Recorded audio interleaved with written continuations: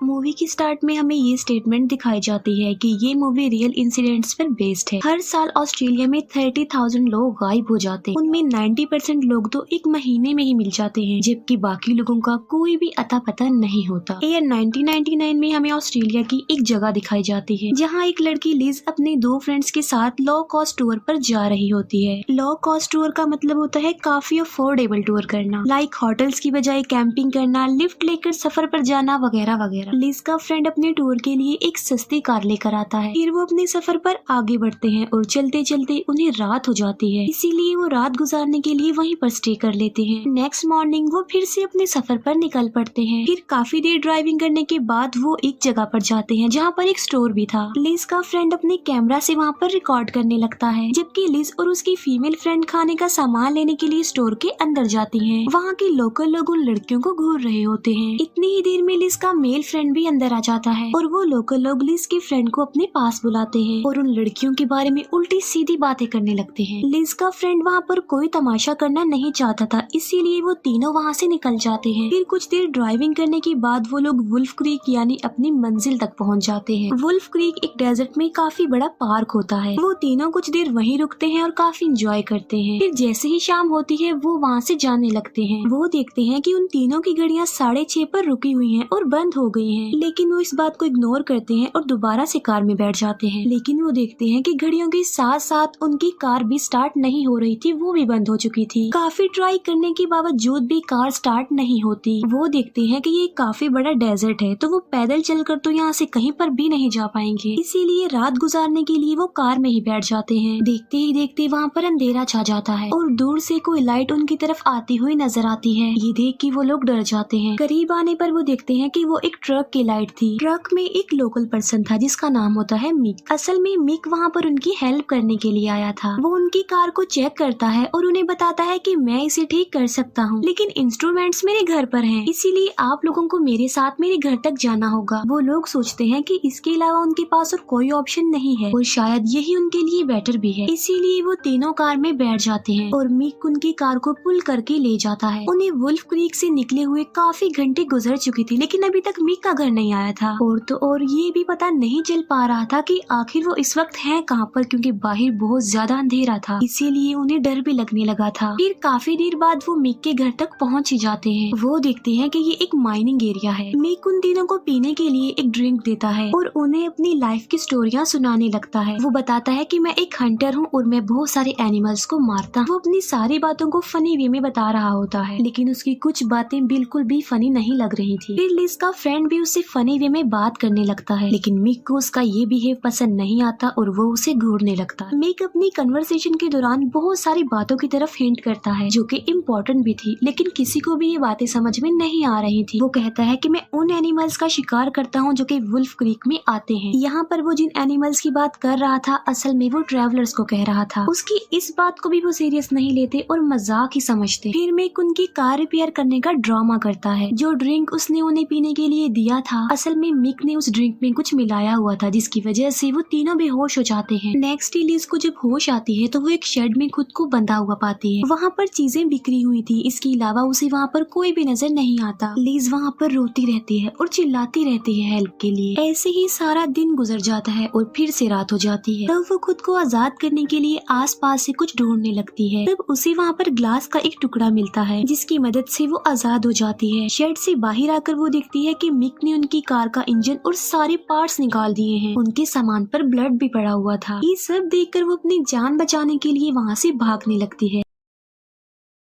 लेकिन तभी उसे अपनी फीमेल फ्रेंड के चिल्लाने की आवाज सुनाई देती है। वो देखती है कि मिक एक दूसरी शेड में उसकी फ्रेंड को टॉर्चर कर रहा है। वहाँ पर और लड़कियों की भी डेड बॉडीज पड़ी हुई थी जो सारे ट्रैवलर्स थी, जिन्हें वो काफी दिन तक टॉर्चर करने के बाद फाइनली उन्हें जान से मार डालता है। अपनी फ्रेंड की जान बचाने के लिए लिज को एक आइडिया आता है। वो कार में आग लगा देती है और एक गैस सिलेंडर वहाँ पर फेंक देती है, जिससे वहाँ पर ब्लास्ट होता है और मिक वहाँ पर चेक करने के लिए आता है। मिक आग बुझाने लगता है। इतनी देर में लिज भी अपनी फ्रेंड के पास पहुंच जाती है, लेकिन इससे पहले कि वो अपनी फ्रेंड को आजाद कर पाती, मिक फिर से वहाँ पर आ जाता है। इसी दौरान लिज कहीं पर छुप जाती है और मिक फिर से लिज की फ्रेंड को टॉर्चर करने लगता है। मौके का फायदा उठाकर लिज उसकी गन उसी पर तान देती है और मिक अब लिज की तरफ बढ़ता है, लेकिन मिक उसे शूट कर देती है। गोली मिक की गर्दन को छूकर गुजर जाती है, जिससे वो मरता तो नहीं है लेकिन गिर जाता है और बेहोश हो जाता है। फिर लिज अपनी फ्रेंड को आजाद करके वहाँ से बाहर ले आती है। दोनों फ्रेंड्स मिक के ट्रक में बैठकर वहाँ से जाने लगती हैं, लेकिन मुसीबत की बात ये थी कि ट्रक में चाबी ही नहीं थी, इसीलिए लिज चाबी लेने के लिए अकेली ही अंदर जाती है। वो मिक की बॉडी को चेक करती है और उसे चाबी मिल जाती है, इसीलिए वो जल्दी से आकर ट्रक में बैठ जाती है। फिर ट्रक स्टार्ट करके वहाँ से निकलने लगती है, लेकिन तभी मिक गन लेकर उनके सामने आ जाता है और उन्हें शूट करने लगता है। मिक से बचने के लिए लिज ट्रक को उसके ऊपर ही चढ़ा देती है, जिससे उसे कुछ भी नहीं होता। फिर वो जल्दी से ट्रक को रिवर्स करके वहाँ से निकाल लेती है। वो वहाँ से निकल तो आती है, लेकिन वो रास्ता बिल्कुल भी नहीं जानती थी और तो और वहाँ पर अंधेरा था, जिसकी वजह से उसे कुछ भी नजर नहीं आ रहा था। उससे ज्यादा मुसीबत की बात ये कि मिक एक दूसरा ट्रक लेकर उनके पीछे पड़ जाता है। ये देखकर लिज तेजी से ट्रक चलाने लगती है और सडन वो खाई के बिल्कुल कॉर्नर तक आ जाती है, लेकिन बिल्कुल ठीक वक्त पर वो ब्रेक लगा लेती है और ट्रक बिल्कुल कॉर्नर पर रुक जाता है। फिर जान बचाने के लिए लिज को एक आइडिया आता है। वो ट्रक में से चाबी निकालते हैं और खाई की तरफ ट्रक को धकेल देते हैं और खुद भी वहीं पर छुप जाती हैं। मिक वहाँ पर पहुँचता है और वो देखता है कि ट्रक खाई में गिर गया है, लेकिन ये देखकर मिक को जरा भी सेटिस्फेक्शन नहीं होती, इसीलिए वो खुद नीचे चेक करने के लिए जाता है, जबकि लिज दूसरे ट्रक को लेकर निकलने का सोचती है, लेकिन उसमें भी चाबी नहीं थी। अब वो मुसीबत में फंस चुकी थी और उनके पास कोई ऑप्शन नहीं था। तब लिज वापस मिक की लोकेशन पर जाने का कहती है, क्योंकि वहाँ पर बहुत सारी गाड़ियाँ भी थी और उनकी चाबियाँ भी होंगी, जिनकी मदद से वो भाग सकती है। इसीलिए वो दोबारा से माइनिंग एरिया में आ जाती है। लिज अपनी फ्रेंड को बाहर ही वेट करने के लिए बोलती है। वो अपनी फ्रेंड को कहती है कि अगर मैं 10 मिनट तक बाहर ना आई तो तुम यहाँ से भाग जाना। ये कहकर लिज अंदर जाती है और उसे वहाँ पर बहुत सारी गाड़ियाँ मिल जाती हैं। वहाँ पर ट्रैवलर्स का बहुत सारा सामान भी पड़ा हुआ था, जिन ट्रैवलर्स को मिक ने मार डाला। वहाँ पर बहुत सारी चीजें पड़ी हुई थी। लिज एक विक्टिम ट्रैवलर का कैमरा चेक करती है, जिससे वो ये जान पाती है कि मिक पहले सबकी हेल्प करने का ड्रामा करता है और बाद में उन्हें मार डालता है। वहीं पर लिज की मेल फ्रेंड का कैमरा भी पड़ा हुआ था और लिज अपने फ्रेंड का कैमरा भी चेक करती है। तब उसे पता चलता है कि मिक तो उन्हें तभी से फॉलो कर रहा था जब वो स्टोर में गए थे, क्योंकि जब लिज की फ्रेंड ने कैप्चर किया था तब उसमें मिक का ट्रक भी आ गया था। लिज जल्दी से दूसरी कार में बैठ जाती है और बारी बारी कीज ट्राई करने लगती है और एक चाबी उस कार में लग जाती है और कार स्टार्ट हो जाती है, लेकिन मिक भी उस ट्रक में बैठा हुआ था और वो लिज के पेट में चाकू को आर पार कर देता है। लिज फिर भी किसी तरह कार से बाहर आ जाती है। तब वो फिर से उस पर अटैक कर देता है और इस बार लिज अपना हाथ आगे कर देती है, जिससे उसकी उंगलियां कट जाती हैं। फिर मिक उसे पकड़ लेता है और चाकू उसकी स्पाइन में घुसा देता है, जिससे वो डिसेबल हो जाती है और अब वो चल नहीं सकती थी। 10 मिनट गुजर जाते हैं, लेकिन लिज बाहर नहीं आती तो उसकी फ्रेंड वहाँ से भाग जाती है। लिज की फ्रेंड भागती रहती है और सुबह होते ही वो मेन रोड तक पहुँच जाती है। उस रोड पर भी वो कंटिन्यूअसली भागती ही रहती है, लेकिन वहाँ से कोई भी नहीं गुजरता जो उसकी हेल्प कर सकता।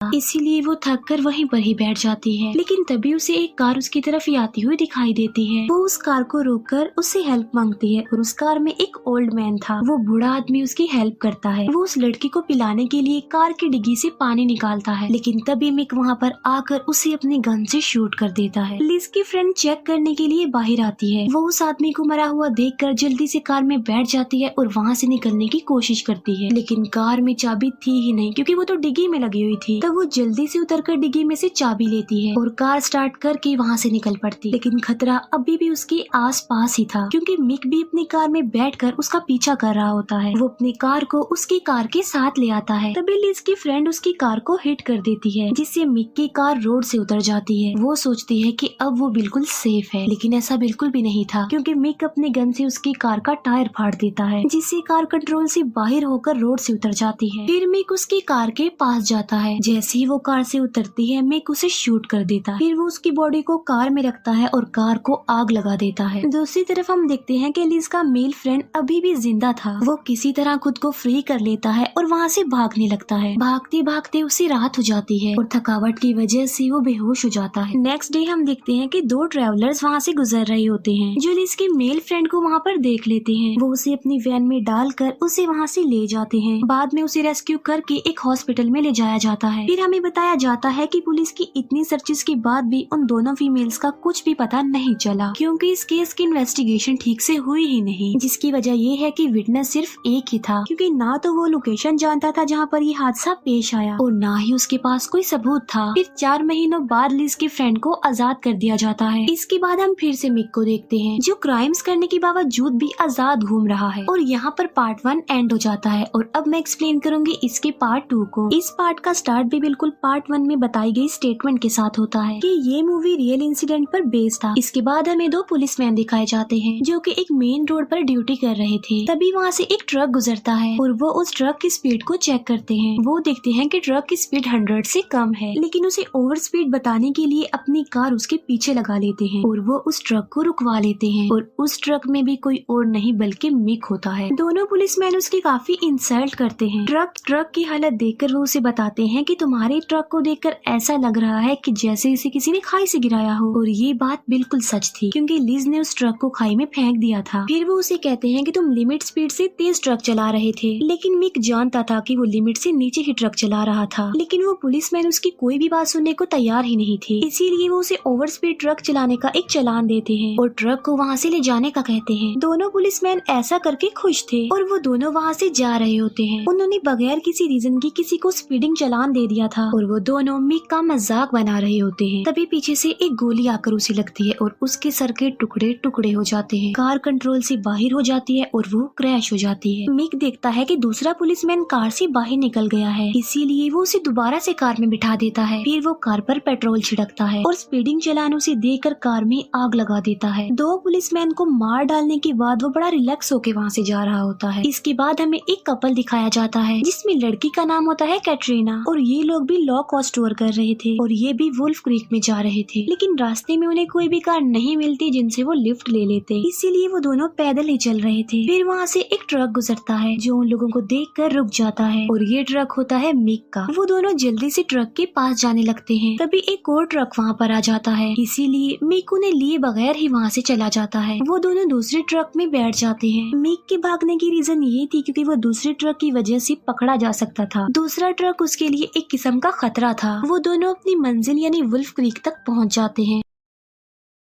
हमें दिखाया जाता है कि ये डेजर्ट हर चीज को खा रहा है। वो दोनों वहाँ पर काफी एंजॉय करने के बाद वहाँ से वापस जाने लगते हैं। अभी भी वो दोनों पैदल ही चल रहे थे क्योंकि कोई भी उन्हें लिफ्ट नहीं दे रहा था। चलते चलते उन्हें रात हो जाती है और टेंट लगाकर वो रात गुजारते हैं। मिक भी वहाँ से गुजरता है और उसे उनके टेंट से आती हुई लाइट दिखाई देती है। फिर मिक उनके पास जाता है और उन्हें कहता है कि यहाँ पर टेंट लगाने की परमिशन नहीं है और इससे आप लोगों को फाइन भी हो सकता है, मैं आपकी हेल्प कर दूंगा। वो कहता है कि मैं भी तो सीढ़ी तक ही जा रहा हूँ तो मैं आपको ड्रॉप कर दूंगा, लेकिन कैटरीना का हस्बैंड इस बात के लिए इनकार कर देता है। वो कहता है कि नहीं, हम यहीं पर स्टे करेंगे और सुबह जाएंगे क्योंकि यहाँ पर हम कोई भी गलत काम नहीं कर रहे हैं। उसकी ये बात मिक को काफी बुरी लग जाती है, इसीलिए वो उसे पकड़कर एक चाकू से उसके कमर में स्टैब करता है। ये देखकर कैटरीना भागकर अपने हस्बैंड के पास आ जाती है और मिक उसे भी पकड़ लेता है। वो कैटरीना के हाथ बांध देता है और उसे टॉर्चर भी करता है। कैटरीना का हस्बैंड उठकर मिक पर अटैक कर देता है, लेकिन कैटरीना के हस्बैंड की हालत काफी खराब थी और मिक उसे बहुत ज्यादा मारता है। फिर मिक अपना चाकू लेकर उसका सर ही धड़ से अलग करने लगता है। कैटरीना ये देखकर बुरी तरह घबरा जाती है। कैटरीना के हस्बैंड का सर धड़ से अलग करने के बाद वो कैटरीना को भी पकड़ लेता है और उसे बेहोश कर देता है। कैटरीना को जब होश आती है तो वो देखती है कि मिक उसके हस्बैंड के टुकड़े कर रहा है, इसीलिए वो बगैर कोई आवाज की वहाँ से भाग जाती है। लेकिन किसी तरह मिक को उसके भागने का पता चल जाता है, इसीलिए वो ट्रक में बैठकर उसका पीछा करता है। कैटरीना वहाँ से भागती रहती है और उसे फंसाकर वो वहाँ से चली जाती है। फिर हमें अमेरिकन ट्रैवलर दिखाया जाता है जिसका नाम होता है पाउल। पाउल भी उसी मेन रोड पर ही जा रहा था। अचानक से कैटरीना उसके सामने आ जाती है और उसे हेल्प मांग। एक वक्त पर पाउल ब्रेक लगा लेता है। कैटरीना की ऐसी हालत देखकर वो जल्दी से उसे अपनी कार में बैठा लेता है, लेकिन कुछ सोचने समझने से पहले ही मिक अपना ट्रक लेकर पीछे से आ जाता है। कैटरीना उसे जल्दी से वहाँ से निकलने का बोलती, इसीलिए पाउल कार भगाने लगता है। मिक उनकी कार को हिट भी करता है। वो उनकी कार के साथ अपना ट्रक ट्रक ले आता है, उन्हें अपना नाइफ दिखाकर डराने की कोशिश करता है। किसी तरह वो मिक से बचते बचाते आगे आ जाते हैं, लेकिन आगे आकर वो देखते हैं कि रास्ता ब्लॉक्ड है। इसी वजह से मजबूरन उन्हें ब्रेक लगानी पड़ती है। इतनी देर में मिक अपनी गन निकालकर उनकी तरफ शूट करता है। गोली से बचने के लिए पाउल जल्दी से नीचे झुक जाता है। पाउल तो बच जाता है, लेकिन वो देखता है कि वो गोली कैटरीना के फेस के आर पार हो गई है। कैटरीना को मरा हुआ देखकर वो जल्दी से कार को घुमाता है और वहाँ से भागने लगता है। मिक फिर से उस पर फायरिंग करता है, लेकिन एक बार फिर से पाउल झुककर बच जाता है। काफी दूर आने के बाद पाउल एक जगह पर कार को रोक देता है। फिर वो कैटरीना की डेड बॉडी को बाहर निकाल कर रख देता है और उसे अफसोस होता है कि वो उस लड़की की जान नहीं बचा पाया। वो कार में बैठकर रोड को ढूंढने लगता है। काफी देर ड्राइविंग करने के बाद उसे फाइनली रोड मिल जाता है। वो मेन रोड पर चढ़ जाता है, लेकिन उसे रास्ता मालूम नहीं था। वो कार रोककर मैप देखता है, लेकिन उसे रियलाइज होता है कि एक कार उसकी तरफ ही आ रही है। वो कार को रोककर उससे हेल्प मांगने की कोशिश करता है, लेकिन वो कार नहीं रुकती और चली जाती है। फिर पाउल एक ट्रक को वहाँ पर आते हुए देखता है, लेकिन वो ट्रक कुछ दूरी पर ही रुक जाता है। पाउल देखता है कि उस ट्रक में कोई और नहीं बल्कि मिक ही है, इसीलिए वो जल्दी से अपनी कार में बैठकर वहाँ से भागने लगता, लेकिन मिक भी उसके पीछे पड़ गया था। मिक उसकी कार को हिट भी करता है, लेकिन पाउल कार पर अपना कंट्रोल रखता है। फिर पाउल अपनी कार को जिगजैग चलाने लगता है ताकि मिक उसको हिट ना करे। उनके सामने बहुत सारे कैंगरूज आ जाते हैं। पाउल तो उन कैंगरूज को बचाते बचाते आगे बढ़ जाता है, लेकिन मिक उन सबको कुचल देता है। और मुसीबत की बात ये थी कि पेट्रोल भी खत्म हो रहा था। मिक से बचते हुए पाउल काफी आगे आ जाता है और वो सोचता है कि अब वो बिल्कुल ठीक है, लेकिन किस्मत उसका साथ नहीं दे रही थी और उसका टायर फट जाता है। लेकिन तभी उसकी कार का एक टायर फट जाता है। उसकी कार एक डेड एंड पर जाकर रुकती है। मिक अपने ट्रक से उसकी कार को हिट करता है और उसकी कार को खाई में फेंक देता है। कार नीचे गिर जाती है, लेकिन पाउल बच जाता है। मिक को चिढ़ाने के लिए पाउल चिल्लाता है और वो देखता है कि मिक अपना ट्रक भी नीचे फेंक रहा है। ट्रक उसकी कार से टकराता है और ब्लास्ट हो जाता है,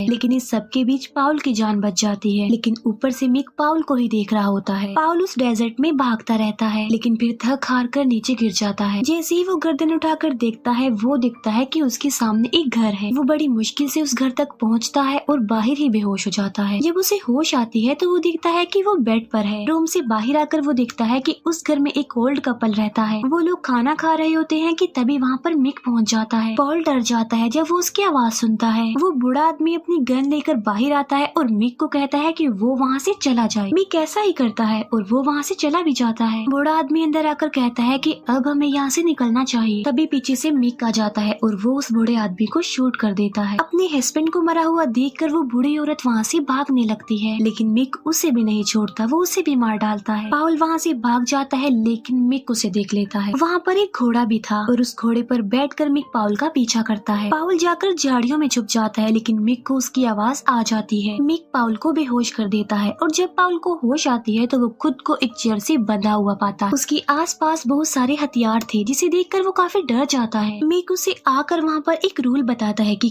कभी भी किसी के लिए कार को मत रोकना, लेकिन पाउल ने ऐसा नहीं किया क्योंकि उसने कैटरीना के लिए कार रोकी थी और मिक उसे ऐसा करने की पनिशमेंट दे रहा था। मिक यहाँ पर भी फनी बनने की कोशिश करता है और वो पाउल को जोक सुनाने लगता है। मिक पाउल को कहता है कि मैं ऑस्ट्रेलिया की हिस्ट्री के बारे में तुमसे 10 क्वेश्चन करूंगा। अगर तुमने 5 क्वेश्चंस की आंसर बिल्कुल ठीक दिए तो मैं तुम्हें छोड़ दूंगा। अब क्योंकि पाउल हिस्ट्री का ही स्टूडेंट था तो वो ये सुनकर खुश हो जाता है, लेकिन तभी मिक एक ग्राइंडर भी वहाँ पर ले आता है, जिस पर पाउल पूछता है कि ये तुम किस लिए लेकर आए हो। जिस पर मिक कहता है कि जब तुम गलत आंसर दोगे तो मैं तुम्हारी एक उंगली काट दूंगा। फिर मिक उससे क्वेश्चंस करने लगता है और पाउल सभी क्वेश्चंस के आंसर बिल्कुल ठीक देता है, लेकिन फिर भी मिक उसकी एक उंगली काट देता है क्योंकि उसकी इंटेलिजेंस उसे पसंद नहीं आ रही थी। अगला क्वेश्चन वो करता है कि ऑस्ट्रेलिया का सबसे बेस्ट क्रिकेटर कौन है और इस क्वेश्चन में पाउल फंस जाता है। वो कहता है कि मैं क्रिकेट के बारे में कुछ नहीं जानता। मिक उसे हिंट देता कि उस क्रिकेटर का नाम इस अल्फाबेट से बनता है, लेकिन पाउल तब भी नहीं बता पाता। इसीलिए मिक उसकी दूसरी उंगली काटने लगता है। पाउल कहता है कि तुम मेरी इस हाथ की नहीं बल्कि दूसरी हाथ की उंगली काट दो। मिक उसकी बात मानकर ऐसा ही करता है। वो उसकी दूसरी हाथ की उंगली काटता है, लेकिन यहाँ पर पाउल ने जानबूझकर गलत आंसर किया था क्योंकि उसकी अलग अलग हाथों की 2 उंगलियां कटने से अब वो आजाद हो गया गया था। मिक ड्रिंक लेने जाता है। उसकी गैर मौजूदगी में पाउल एक हथौड़ा उठाकर अपने पास रख लेता है। मिक जब वापस आता है तो पाउल उस पर अटैक कर देता है और फिर वो उस क्रिकेटर का नाम बता देता है। पाउल वहाँ से निकल जाता है, लेकिन उसे कोई रास्ता नहीं मिल रहा था क्योंकि वो एक भूल भुलैया जगह थी। वहाँ पर उसे बहुत सारे ट्रैवलर्स की डेड बॉडीज पड़ी मिलती हैं। उनमें से एक लड़की जिंदा थी जो उसका हाथ पकड़ लेती है। वो लड़की पाउल से हेल्प मांगती है और फिर किसी तरह पाउल एग्जिट तक पहुँच जाता है, लेकिन तभी मिक अपने डॉग्स उस पर छोड़ देता है और वो डॉग्स उसकी तरफ ही बढ़ रहे थे। एक कुत्ता ट्रैप में फंसने की वजह से मर जाता है। पाउल एक जगह पर छुप जाता है और जब उसके पास कोई आता है तो वो उसे धकेल कर उन ट्रैप्स पर फेंक देता है और वहाँ पर वो लड़की थी जो उससे हेल्प मांग रही थी। इतनी ही देर में मिक पीछे से आकर उसे पकड़ लेता है और उसे एक बार फिर से बेहोश कर देता है। इस बार पाउल को जब होश आता है तो वो खुद को एक टाउन के बिल्कुल बीच में पाता है, लेकिन उसने कपड़े नहीं पहने हुए थे। उसके हाथ में एक नोट भी था जिस पर लिखा हुआ था लूजर। यहाँ पर मिक ये मैसेज देना चाह रहा था कि जितने भी ऑस्ट्रेलिया से बाहर लोग हैं वो सब लूजर्स हैं। इसके बाद हमें कुछ स्टेटमेंट दिखाई जाती है जहाँ पर हमें ये बताया जाता है कि पाउल ने मिक के बारे में सब कुछ पुलिस को बता दिया था, लेकिन वुल्फ क्रीक में जितने भी मर्डर्स हुए पुलिस ने उन सब का रिस्पॉन्सिबल पाउल को ही बना दिया, जबकि ऐसा नहीं था। वो तो खुद विक्टिम था, बेकसूर था। इन्वेस्टिगेशन के दौरान पाउल मेंटली डिसेबल हो गया और अब पाउल एक मेंटल असाइलम में है। इसके बाद हमें फिर से मिक दिखाया जाता है जो इतने सारे मर्डर्स क्राइम्स करने के बाद अभी तक खुला ही घूम रहा है और यहाँ पर सेकंड पार्ट भी एंड हो जाता है।